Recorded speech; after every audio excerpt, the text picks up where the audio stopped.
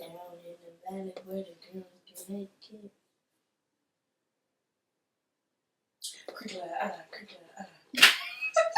That's terrible. Hi, welcome everyone. I'm your host of the Hello Podcast. My name is Joelle, and we have a very special guest today. It's finally happening. So happy. But today's topic, we're going to talk about Black women in childbirth. If you don't know me personally, I know my sister personally. You wouldn't know, but my sister is a young mom, and she now has 2 kids, my 2 nephews, that I love so much. And but she's been through the process of childbirth twice now, so I think it would be great to interview her and talk about how that went, especially as a Black woman in a southern state where there's a lot of racism still very alive and well. We know all over the world, but definitely in the South. So let's talk about it. Hello?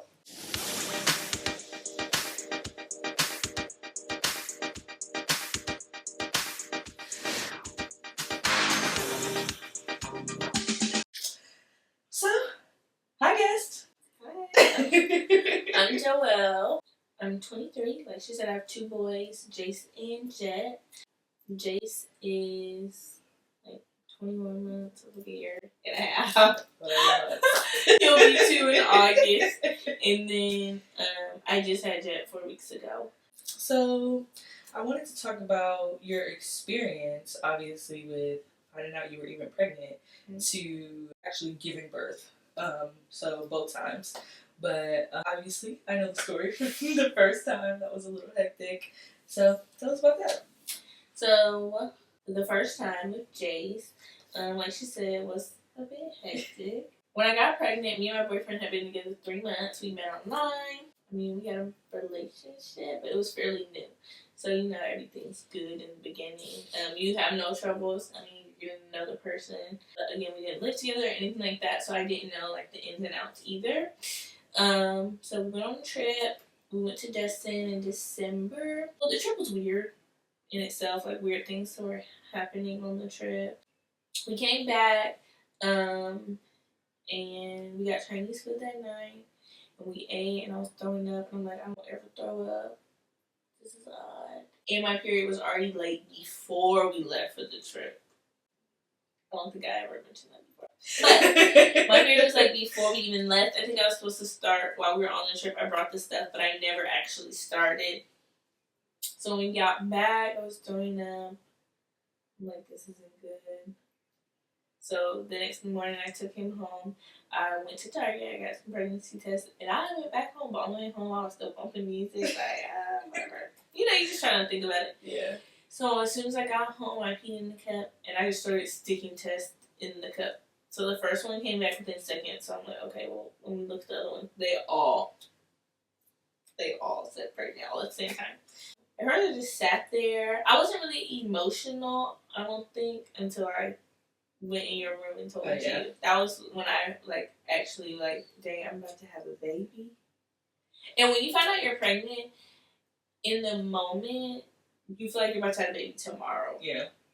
Like, you don't think, like, girl, I have 9 whole months. But you're like, oh, my God, what am I about to do? But you really have 9 months to prepare. Yeah. And the first time, you don't even prepare the whole 9 months. Because it comes much faster than you really even think. But the second time, me and my boyfriend, we had been living together. We had our first already. You know, things were okay. Of course, we have any troubles anyone has within their first year of dating. Plus having a baby. Right, plus having a baby. It is much different having a baby and it being the first year. Like, it's one thing already, like, moving into someone and, like, learning, like, all their weird quirks and, like, things right, and then you have a child with them.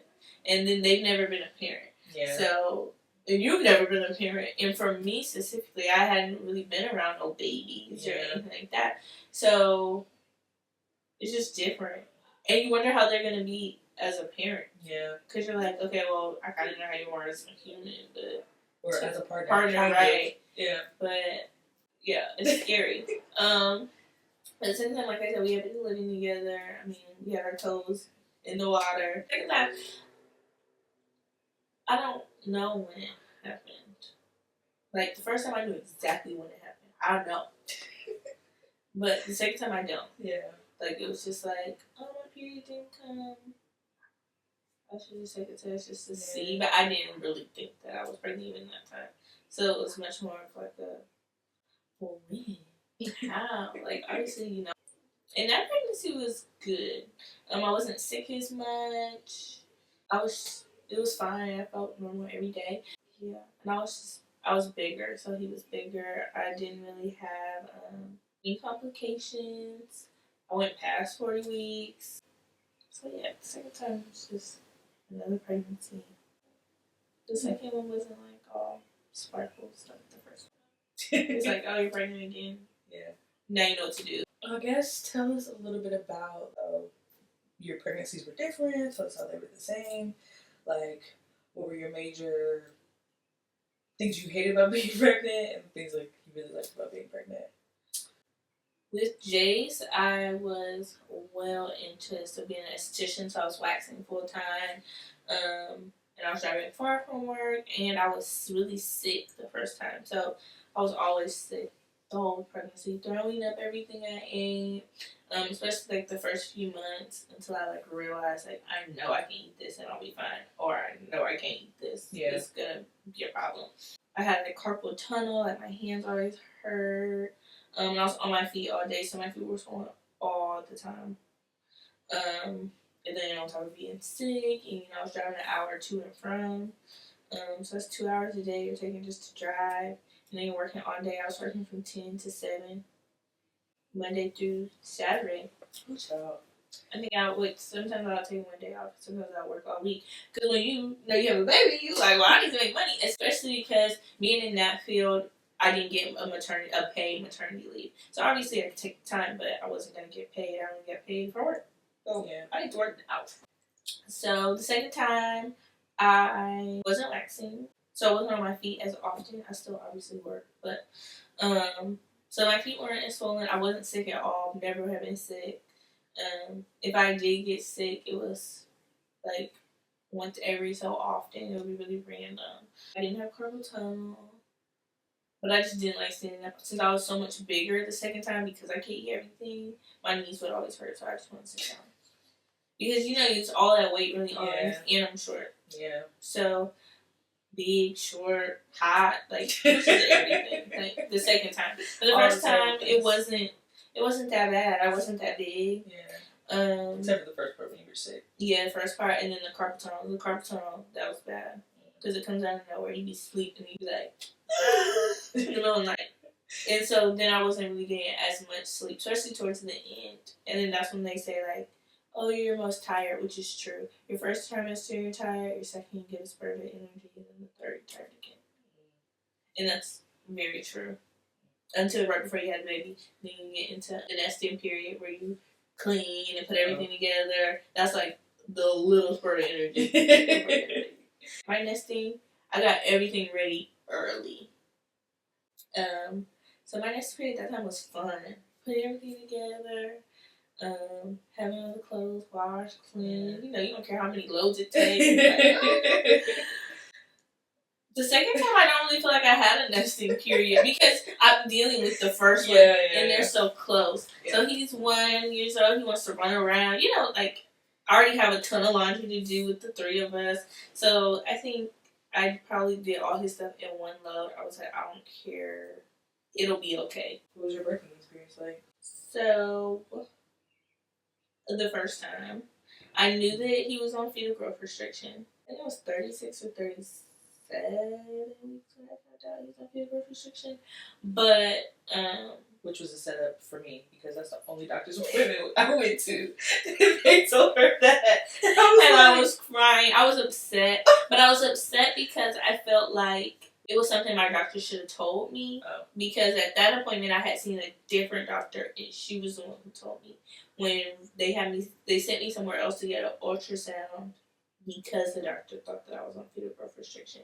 But she didn't tell me that. So I just went to that appointment thinking, oh, everything's, fine. They just want me to do another ultrasound, and really, they were trying to monitor him.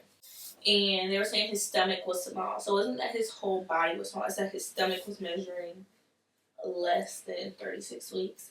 So I knew that I was going to be induced, and I knew that it was, but I was still going to try to go natural, no epidural. It was going to be fine. Not what happened. Went in, got induced. When I got there, I was not dilated at all. When I had my last appointment, she was like, "You're not dilated at all, but the day you go in to get induced, you're probably going to be dilated." I'm like, yes. No, was not dilated. Not open at all. So they were like, okay, well, you have a few options. So they gave me the Cervidil, and they put it all the way up in your cervix, and it's supposed to help soften the cervix. So you can start dilating.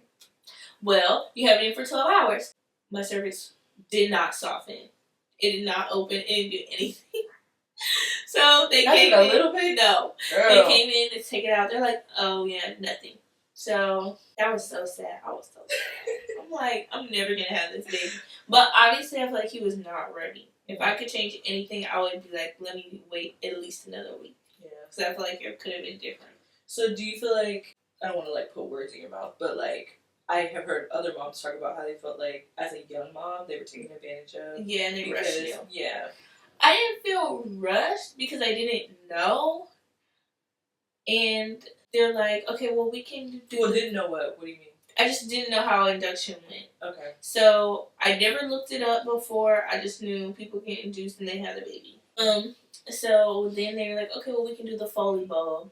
Didn't know what that was. I should have been like, wait. Let me look it up. The first time, it was so painful. Like, I was shaking. Literally shaking.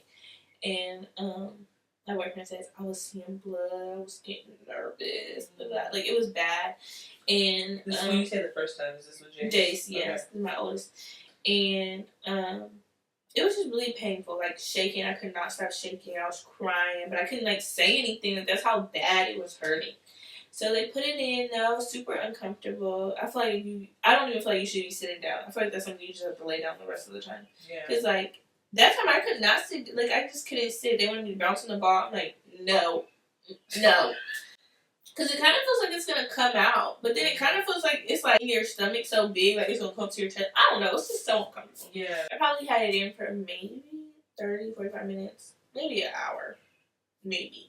And the nurse I had the second time, or the first time with Jace, wasn't experienced with the balloon. Yeah.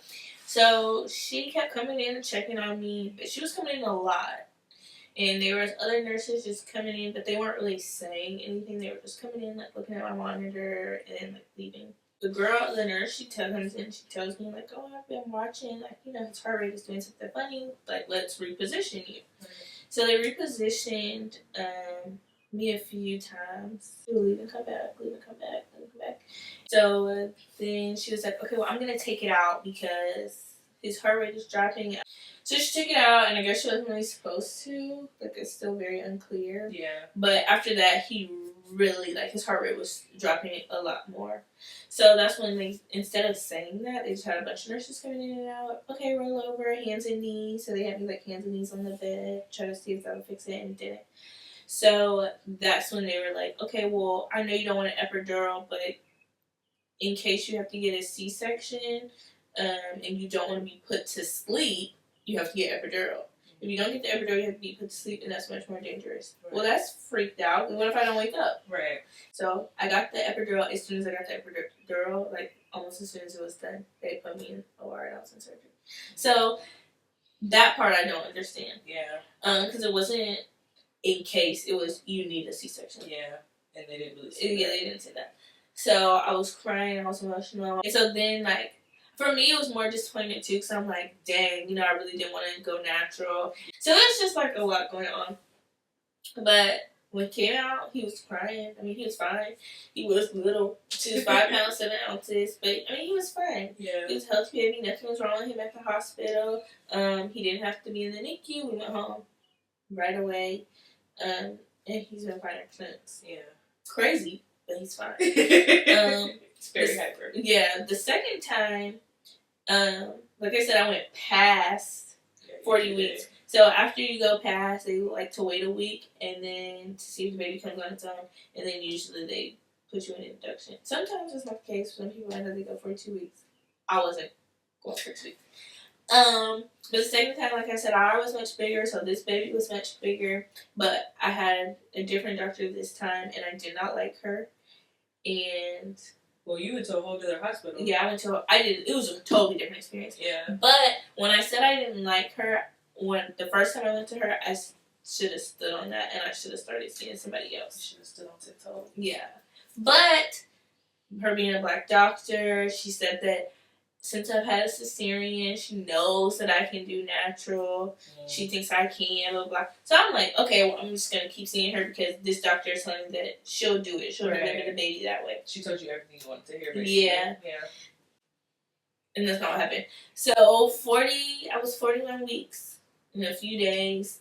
Went to the hospital. I had him at a different hospital. So we went. The check-in process was like sketchy almost. It's like, okay, I'm checked in. I'm just sitting here waiting. But, we got in the room. My first nurse, all my nurses this time were really good.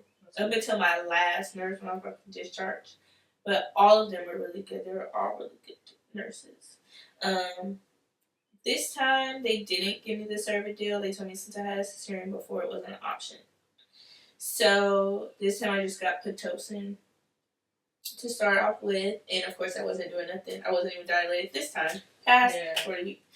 It didn't do anything, and I knew that it wasn't going to do anything. So then after that, the next day, they came and did the balloon again. But this time they did it much different. Like the process was much different. It didn't hurt as bad. I mean, it was pressure, but it wasn't bad. I had it in, telling you, thinking I'm going to go natural. So I'm doing everything. Bouncing on the ball, walking around. This time I had a doula, so she gave me a bunch of exercises to do. My contractions weren't bad until I got the Foley bowl. That's when I felt like I could not. I was like, oh no, I cannot do it.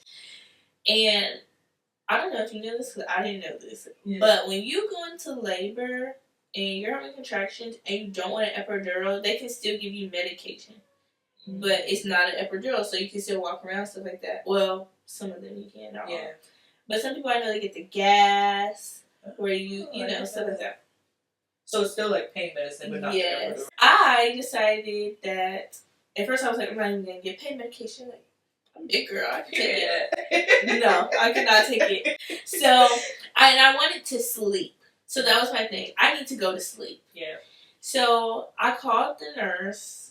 This is the second day I'm in the hospital. I'm like, what medication can I get? Like, give me my options. So she's like, well, we can give you a pain medication. It only lasts for 30 minutes. So then they give you medication, take the edge off. And I was like, okay, well, what is it? And she was like, it's fentanyl. And at first I'm like, oh, no. Then I had a contraction. She was like, I'm like, okay. So she brings it and she's like, okay, well, I want you to sit down because sometimes it can make you like a little dizzy at first. So I'm like, okay. Right. As soon as it hits your IV, you be like, oh, I'm going to sleep. Like literally, as soon as it hits, like you can feel it going. It's all cold. That's crazy. And at first I felt bad. Yeah. Then, after it wore back off, I'm like, oh, give it to me again. Because you can get it every hour. You can get it every hour. That is crazy. But once you get to a certain centimeter, you can't get it anymore. I think once you get to like 7, I want to say 7, maybe I'm lying. Maybe it's like 9. That's something that is weird to me. Because it's like, you tell us all the stuff not to do while you're pregnant because of the baby. But you gonna give me all this stuff. And that's what Papa was saying. He was like, you really did that? And he was sitting there watching me, so like we would be talking and I would be like dozing off. Like I'm well aware, but I'm like dozing off. And then, or like I will open my eyes and he would be staring at me. And he would be like, I'm like, I'm sorry, I need it. And so then I remember like, it was like, this was probably like my 5th time asking. And he was asleep and I was like, but before he went to sleep, I was like, I'm not going to get it no more this time.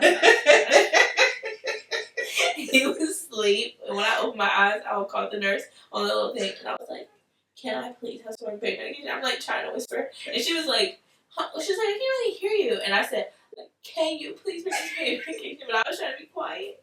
And she came in, she gave it to me while he was asleep. And as soon as she walked out, he opened his eyes and he was like, "What'd she say?" I was like, "Nothing." Knowing I just got that paper. No regrets. Run it back. And I was able to sleep. And I was, it was like broken sleep, but I felt like I was so well rested. And the first time I had that C-section, I was so disoriented after. Like, I couldn't remember anything. Yeah. I couldn't remember if I fell asleep, if I was up. Yeah. Like, I didn't remember him showing me the baby. I didn't remember him texting you. Yeah. This time, I remember everything. Yeah. I was up. Yeah. So the second time, like I said, I was still trying to go natural, though. And, you know, of course they tell you the risk after C-section. I cannot remember how long I had that bulbing. But after I had it in a while, the nurse was like, when you feel a lot of pressure, call me. So I was like feeling a bunch of pressure, like I couldn't get up. And so she was like, and I was like, can you take it out? Like, I just want it out. Like, I'm irritated now. So she was like, well, let me check you. So she checks and she's like, oh, I can get my whole hand, like a few of my fingers around the whole bulb. So she was like, you're probably about 5 centimeters. I'm like, yes, we're halfway there. So she was like, I'm going to take it out and we're just going to up the Pitocin. So I was like, okay. So she takes it out. Like, she deflates it. They have to deflate it so they take the water out. As soon as she takes it out, she turns around to, like, do something. And you just feel like a big gush. Like, you feel like something inside you literally pops when your water breaks. I thought it was something cute, you know, a little trickle.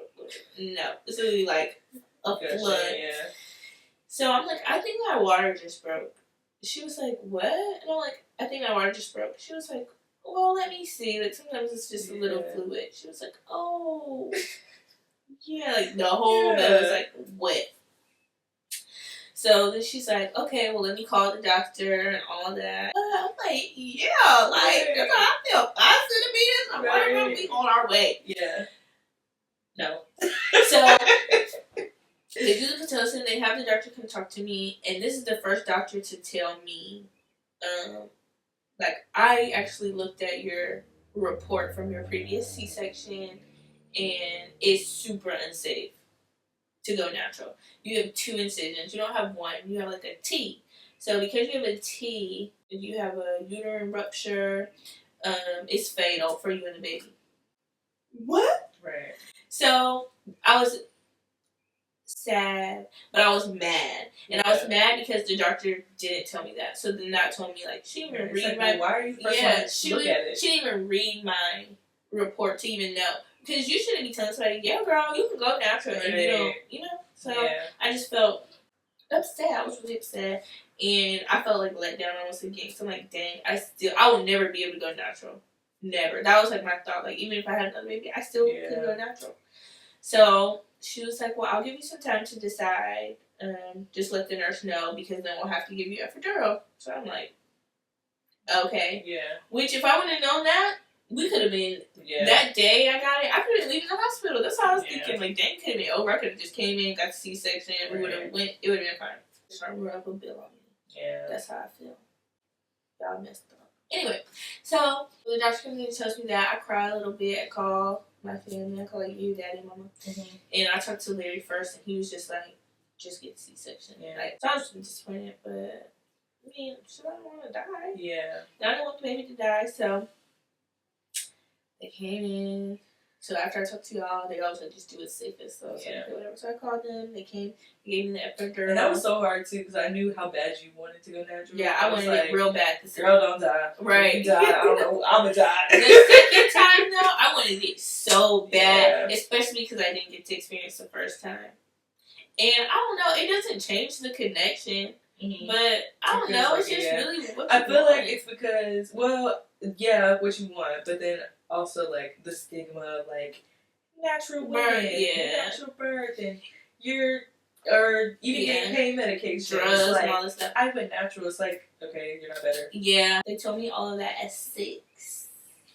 It was like 6 something. Oh, we're gonna take you in at like 8 something, like 8:30, I think she said. So I was like, okay. So they came in and gave me the epidural closer to like 8:30, and then I was in C-section. I had him at 9:53, I think, more than 9:52. Yeah, it was fine. I feel like this time my procedure was much faster, but again, I don't know because I don't really remember. I don't know if I fell asleep I don't know if I just closed my eyes. I don't know what happened. But, yeah, and then I had him. And he was huge. They held him over the thing, and me and Poppy both were like, dang. I remember when he sent the picture, I was like, dang. Yeah, and he was crying, like, instantly. Like, Jace, they had to suck him out a little bit, and then he cried. No, he was crying instantly. And he didn't stop crying. I was like, oh, until they handed him the Poppy. And then as soon as he handed them back, he went right back to crying. Yeah. And then after that, that's when they went me into the room. So I guess like you and waiting for a little bit. Yeah. And then they put us in the mommy and me room. So now we've talked about your birth story. We've talked about your pregnancy. What are some challenges that come with being considered a young mother? People think you just don't know what you're doing. Which I can only imagine because, like, you are a young mother, but then, like, teen mothers. Right. So, like, people they think that you don't know what you're doing, or they give you a bunch of unsolicited advice.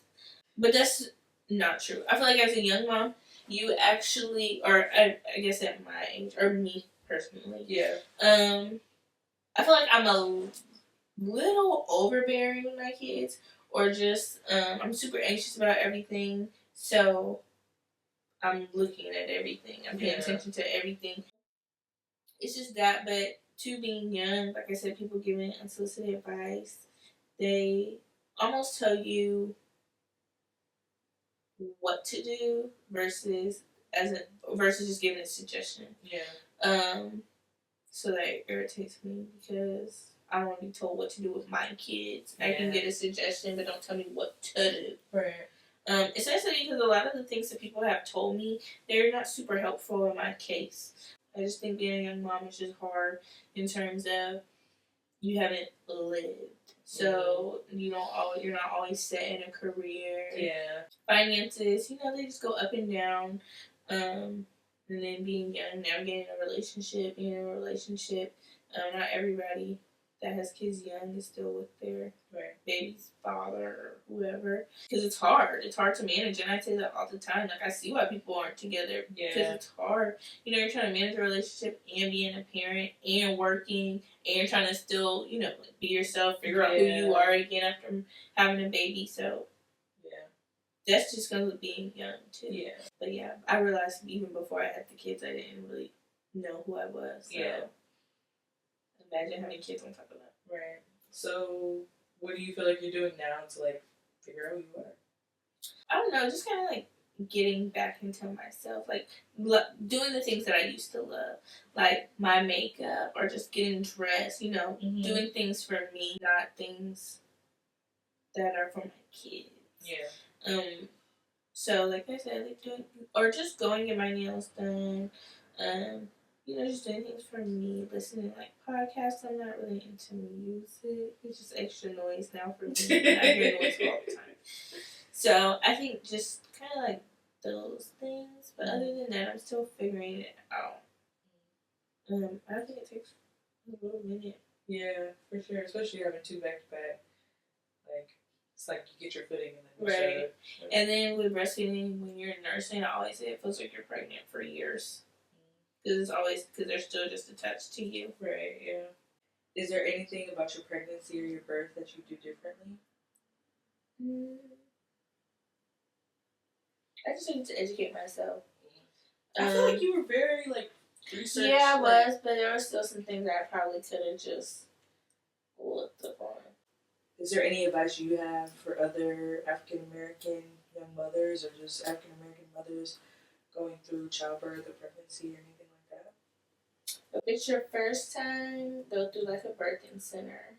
Or even if it's not your first time, but go through a birthing center. I hear that that's better. Get a doula. I think, a good doula. Really good doula. Get a good doula. Just do your own research. If you're unsure, research it. If you don't like your doctor, go with your first gut. Change it. I always say try to find a black doctor, but there's been some doctors that aren't black that I hear are great. But for my cesarean too, I had all black doctors. So, and my second one was better than my first. And it was more black doctors the second time. Yeah. And my healing process was faster this time. Good. I say any advice, do what you want to do. Yeah. Don't let nobody tell you what to do. Because you'll figure it out. Yeah. And you'll figure out what works and what don't work. And then what don't work is probably absolutely no, that really did not work. Or, it was okay. But what don't work for me, I don't even give that advice to nobody else. Yeah. I know they say, well, why not work for you, work for somebody else? Probably don't work for nobody. Yeah. But these kids are different. Yeah. I mean, how could they not be? It's the technology's different, you know, the TV shows are different, the world is different, so yeah, it just makes sense. Like how they were talking about, like, kids grow up so fast now, but it's like, there's no tween demographic for them. That's very true. That's very true. I didn't think about that. I thought, that totally put it in perspective for me. I was like, yeah, that's true. Like, we had tween shows and tween toys. And now it's not like that. Right. It's either you're young enough to play with toys, or once you get to a certain age, just don't play with toys. Yeah, and you got an iPhone. And you want to be on social media and watch baddies and all that. That's kind of scary. It's sad, right? Yeah, girl. I never thought about that. Yeah, girl. All right. So now let's do our segment, Jayla's Jams. So, in this segment, we talk about things either in the past week or the past month or however long, things that you're just really into right now, things that you are really loving, things that get you excited. It can be guilty pleasure, it can be whatever you want, but something that's just you love right now. Like I said, either podcast or Coke. I Coke? love a good Coke. Okay. Right now, that's what really excites me. That's what really brings me joy. Okay. If somebody's like, "God, that's your Coca-Cola," I'm like, yeah. What is a podcast you're listening to right now that you love? I have a few. This one's gonna be your next favorite. Yeah, already is my favorite. So my jams are. Where are my jams right now? Megan Thee Stallion, obviously, she'll always be my jam. I went to go see her at the beginning of this month, and obviously I'm obsessed. And yeah, we'll just Meg, you're everything. I love you. And we're Aquarius, and she's an Aquarius, and it's just all love, you know. Our next segment is Don't Piss Me Off. Okay, so the opposite of Jayla's Jams, talk about things that just really have irked you, or just like pet peeves or anything like that. They just one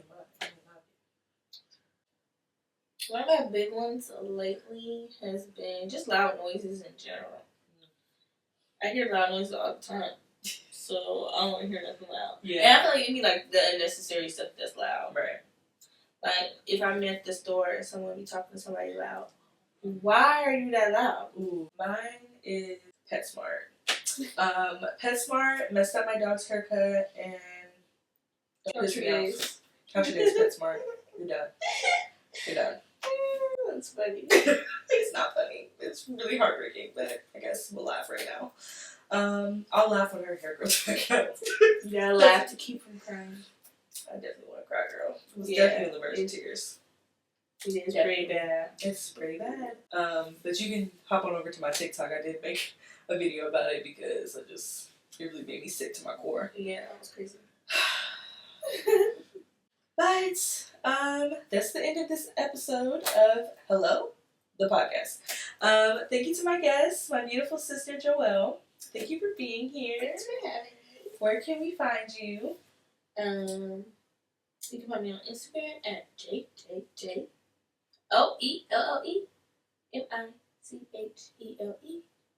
Joelle Michelle. We're good. You can find me at The Hippie Re on Instagram and TikTok. And we also have a podcast Instagram and Twitter and all the fun stuff. And those will be down below. Right, or in the description, wherever you're watching this out. Wherever the description is. Thank you for coming. I appreciate you. Thank you for making time for me. Because we just talked about how motherhood is a lot. It's rough. But it's fun. Yeah. All right. So we'll talk to y'all later. I'm not finished yet. Mwah. Bye.